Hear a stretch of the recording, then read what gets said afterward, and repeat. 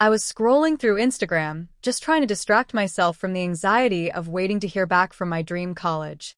And then, I saw it. A picture of my younger brother, Ethan, holding up a set of keys. My parents, standing beside him, beaming with pride. Caption: "We surprised Ethan with his first house today. So proud of our boy." I froze. Not because they gave him a house, but because I recognized those keys. They belonged to the house my parents had promised me. The one I'd been saving for, planning for. The one they told me they were keeping safe from the college fund Grandma left me. I called Mom. She let it ring. Then she texted, "Can't talk now. Celebrating Ethan. You'll understand one day." Understand what, Mom? That I've always been the backup plan? She looks directly into camera, voice trembling. Have you ever felt completely erased by the people who are supposed to love you the most? If yes, comment I get it below. Because I need to know I'm not the only one. Growing up, I really believed we were the perfect family. My dad, Thomas, worked in finance. Super quiet, but he always tucked us in with a kiss on the forehead. My mom, Jennifer, was the warm one. Always baking banana bread on weekends. Always volunteering at school. And then there was Ethan, 2 years younger than me. Loud, charming, a little reckless. Everyone loved Ethan. I was the careful one. Straight A's, polite, dependable. The kind of kid teachers called mature for her age. I remember one Thanksgiving when I was maybe 10. I made these little gratitude cards for everyone at the table. Mine for Mom said, "Thank you for always being there." She read it, smiled, and gave me a quick hug. Ethan? He drew a stick figure turkey with fart clouds behind it. Everyone laughed for minutes. I laughed too. But inside, I remember thinking, do they even notice when I try?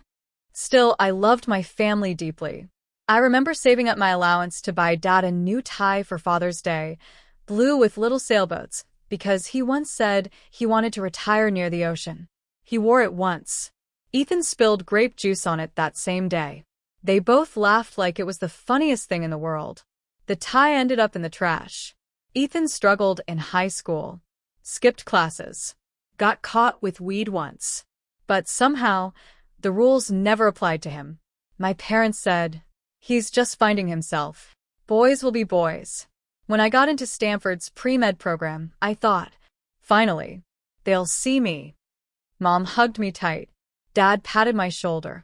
But the next sentence out of their mouth was, "We're just worried about how Ethan will handle you being so far away." I spent my whole life trying to be easy to love. But love, in our house, felt like a spotlight I was constantly just outside of. Looking back now, the signs were always there. I just didn't want to see them. When I came home during freshman year break, I brought a scrapbook I'd made in college, filled with photos, notes from professors, even a recommendation letter for a summer fellowship. Mom flipped through 2 pages, nodded politely, and said, "That's nice, honey. Can you help Ethan with his resume? He's applying to work at your uncle's auto shop." Ethan, who just dropped out of community college. Again. One night at dinner, I mentioned I was thinking of switching to neurobiology. Dad raised an eyebrow. "Don't you think that's a bit much? We don't want you burning out." 5 minutes later, Ethan mentioned he was thinking of becoming a DJ. Mom lit up. "Oh, honey, that's so creative. Follow your passion." Ethan texts, "Thinking of moving to Denver. Need a break from this town." Mom replies in seconds, "You'll do amazing. We'll help you however we can." I texted later that week, asking if they'd be okay co-signing a loan so I could live closer to my lab placement. Mom left it on read. 3 days later she replied, "Let's talk about this later. Ethan's having a tough week." I started pulling away, without meaning to. It was like every time I showed up, I was interrupting a movie where I wasn't cast. One weekend, I came home to surprise them. Walked through the front door, and saw a giant banner. "Welcome home, Ethan." Balloons. A catered lunch. Even our pastor from church was there. I stood in the doorway, holding a box of cupcakes I'd brought.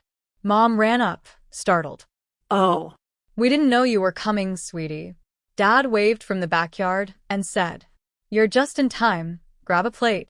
No one noticed I didn't smile in any of the pictures that day. No one asked.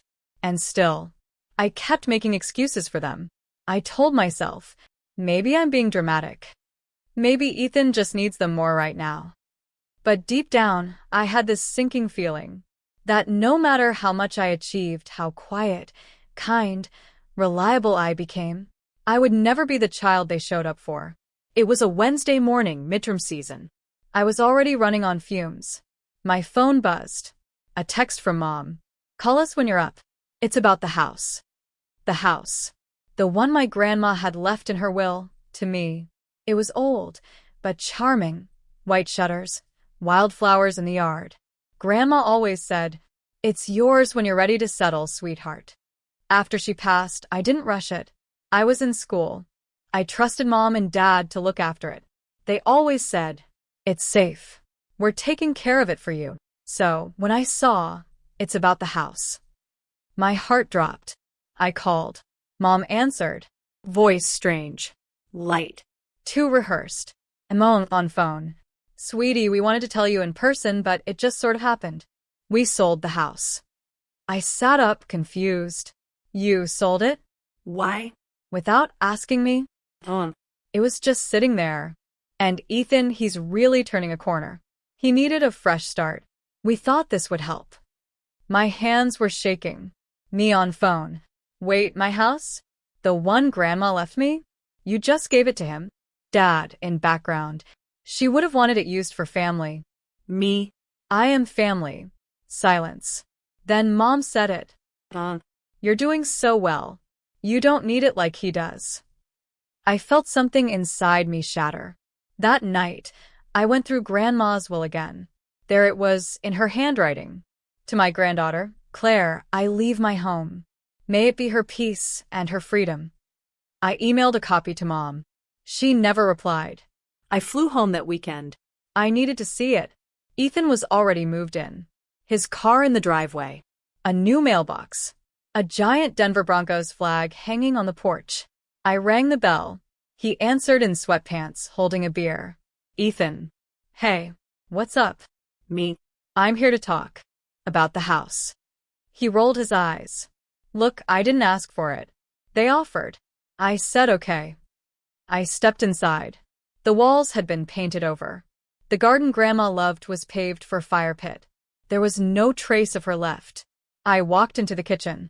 Found the little cupboard where she kept her china tea set, the one she let me use when I was 6 and felt like a princess.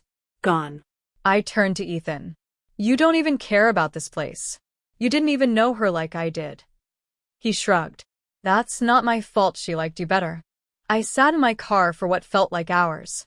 Just numb. This wasn't just about a house. It was the last piece of her. The only thing anyone in my family ever said was yours. And now, it was gone. Worse, it had been given to someone who'd never earned it.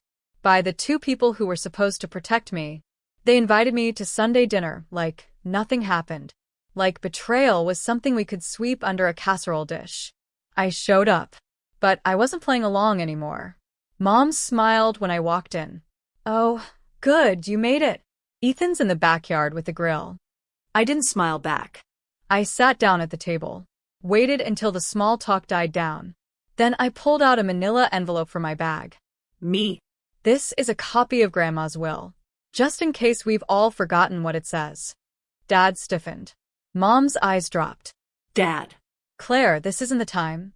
"Me. It wasn't the time when you sold my house behind my back, either." Ethan came in holding a beer. "Are we really doing this now?" I turned to him. Years of silence burned away in a single breath. "Me. You can keep the house. If being gifted someone else's legacy helps you sleep, go ahead. But don't ever think I'll forget what it cost." I looked at Mom next. Her face, frozen between guilt and denial. "Me. You told me I didn't need it. But you never once asked what it meant to me." Her lips trembled. "You have your life together. Ethan doesn't." "Me. And whose fault is that?" Dead silence. "Me, Auntie.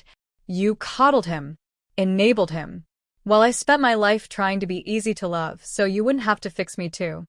Dad pushed his chair back. Dad. You're overreacting. I stood up slowly, reached into my coat pocket and pulled out a photo. Me and Grandma on her porch, holding mugs of tea, sunlight hitting her silver hair just right. I placed it on the table. Me? She knew who I was. She saw me, even if none of you ever could. I turned to leave. No yelling. No slammed doors. Just silence thick with shame. And in my hand, the photo. The only thing left that was truly mine. After that dinner, things changed. Not dramatically. Not with screaming or slamming doors. But with silence. The kind of silence that echoes between texts left unread and birthdays skipped. The kind that says, we're family, but we're not close. For a while, I kept waiting for someone to reach out. A call. An apology. Even just a moment of, we were wrong. It never came. A week after the confrontation, Aunt Melody, my mom's younger sister, called me out of the blue. She said, Claire, I read what your grandma left you. She would be so proud of how you stood up for yourself. I didn't even realize I was crying until I felt the tears on my hand. She told me how, even when I was little, Grandma always said, that one, Claire, she's made of quiet fire. No one else said that. Not even once. Grandma looked at me with the kind of warmth you could wrap around her shoulders. You're not hard to love, baby. You just shine differently. Back in the present, I stared at my phone for hours that night, trying to decide whether to delete the family group chat. Eventually, I just muted it. Not out of anger, but out of peace. Peace with the fact that I'd spent years trying to earn love that should have never been conditional. I started seeing patterns I hadn't allowed myself to notice before. Like how I was always the one calling first. How my successes were celebrated quietly, while Ethan's bare minimum efforts were met with parades. I remember the time in 4th grade when I came home with straight A's and Mom said, don't brag in front of Ethan. He's having a tough time in math. Or the time I won a science fair in 8th grade and Dad couldn't make it because Ethan had soccer practice. All these tiny fractures, they were never random. They were a slow erosion. And now? Now, there was nothing left to break. I started writing again. Not for grades. Not for anyone's approval. Just for me. I wrote about Grandma. About the house. About the way betrayal doesn't always come with daggers. Sometimes it comes with dinner invitations and polite smiles. I wrote letters I never sent. To Mom. To Dad. To the little girl I used to be. The one who thought love was something you earned by disappearing quietly. Grief is weird. It doesn't just visit after death. Sometimes, it arrives when you realize the people you love may never become who you hoped they'd be. The first time I walked into therapy, I was terrified. Not of judgment, but of what I might find buried beneath years of being the good one, the quiet one, the easy child. But I needed to understand why it still hurt. Why I still hoped for a text from Mom every birthday. Why I kept expecting Dad to finally say, I'm proud of you. Week after week, I unpacked memories like dusty boxes in an attic. Some were painful. Some were forgotten entirely until I opened them. And in the middle of that healing, something unexpected happened. Her name was Ava. She was a friend of a friend I'd met at a book club. The first person in months who didn't ask about Ethan. Who didn't try to fix my family, she just listened. One evening, as we were walking home, she said, you know, I think you were always the strong one. They just didn't know how to handle that. I don't know why those words cracked me open, but they did. Because maybe, for once, it wasn't about who abandoned me. It was about who saw me. I found a place of my own. Not Grandma's house, no ghosts there. Just mine. I hung that photo of us in the kitchen, the one from the porch with the tea mugs. Underneath, I framed a little note she once gave me on my birthday. It said, be the kind of woman your younger self needed, and your future self will thank you. That's what I was doing now. Not chasing closure, but choosing peace.